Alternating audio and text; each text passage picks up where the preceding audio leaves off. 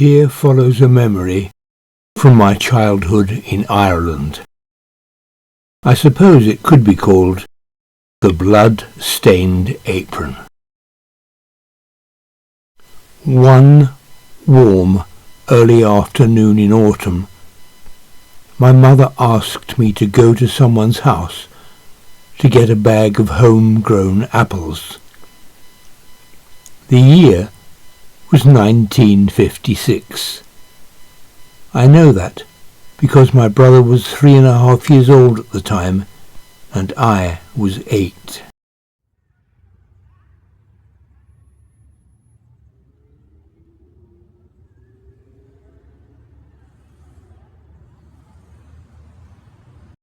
My mother told me to take my brother H with me.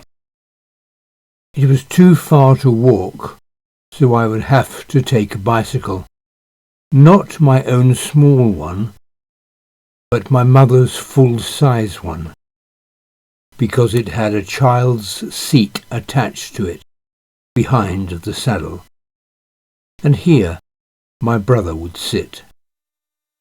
When I had my own children, I would not have thought to send them out on their own at that age. But my mother wasn't a tough woman. Everyone lived like that in those days. I don't know how I got on the bike with H on the back, but I did, without falling over.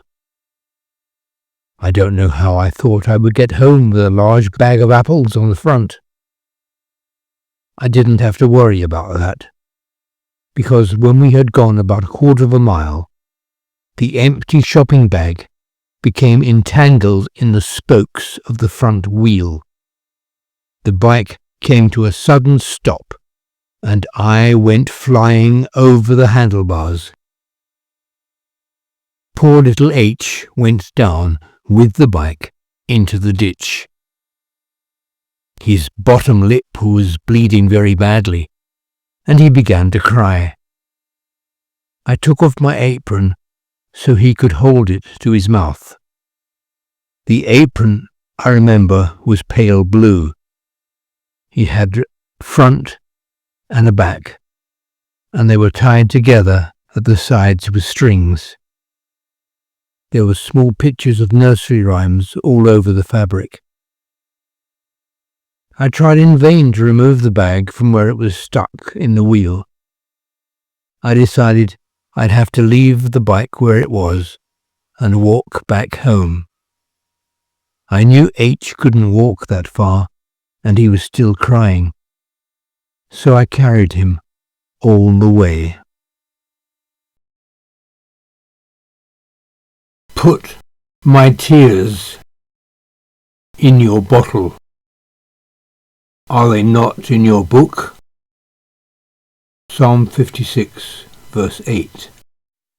When we got back to the farmyard, my apron that H was holding was almost covered in blood.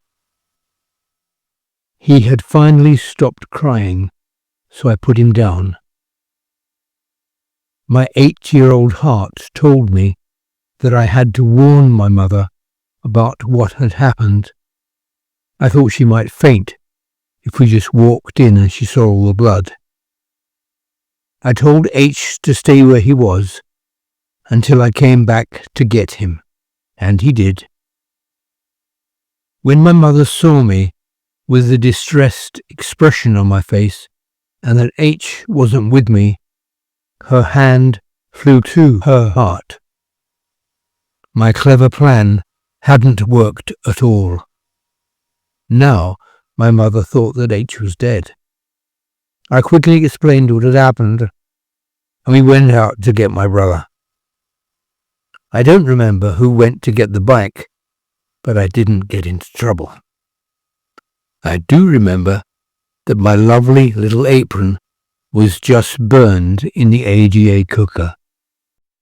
When I first came to really know God in my late 50s, I regretted all the wasted years. all the wonderful experiences I could have had if I had known how loving He is and how close He is to us. But as I look back on this event in 1956, when I was only 8 years old, now I know that He was there, watching over us. It was God who gave me the strength to carry my brother for a quarter of a mile. It was God who put into my heart to put my mother's feelings before my own. I know I was selfish. Normally, I would have rushed in to tell her about my suffering. I didn't think at that time that God would be bothered about 2 young children in a small Irish village.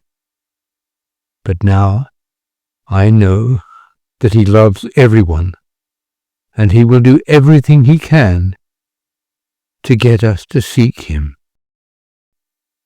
Why don't you seek Him in the hope that you might grope for Him and find Him, though He is not far from you or any one of us?